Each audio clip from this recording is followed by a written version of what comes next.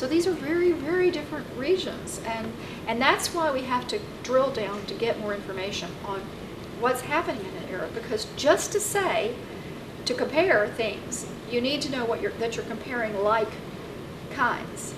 And if you were looking at just Canadian cases versus United States cases, but you didn't factor in whether their case involved a financial professional or didn't, and the United States did or did not, you'd be drawing conclusions that had variables in them that you're not aware are very much affecting the outcome.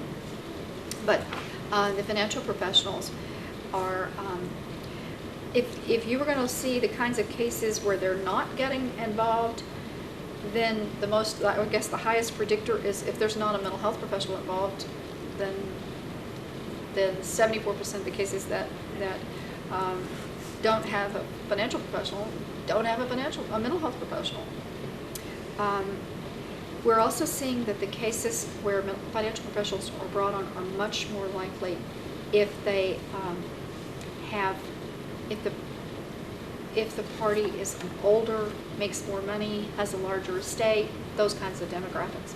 Back to demographics, I thought it was very interesting that that's not what's influencing termination. We found that age, education, income, and size of the estate did not make it more probable that a case would terminate than not. So those are not what's driving it. It's not about that.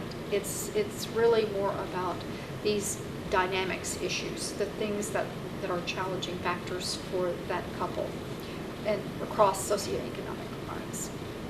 So those are some of the things we'll be talking about at this forum. What I'm really excited about now is that we're beginning to get enough numbers to start to look at some comparisons based on models, like if you had a neutral mental health professional and a neutral financial professional, how does that compare with having two coaches, both of whom are aligned with, each of them is aligned with one client.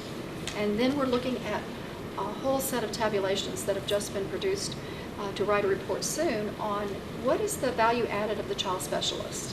What does that represent?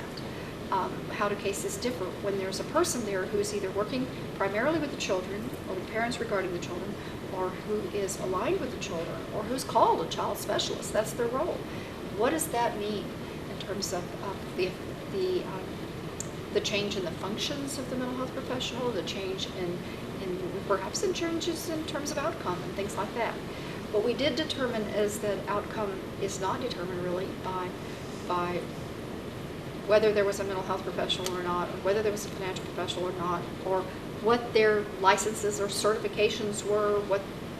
That's really not what matters.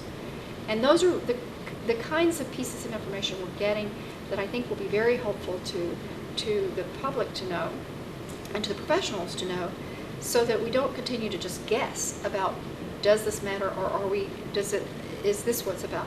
We have to look in terms of, we'll be able to relate it back to client satisfaction.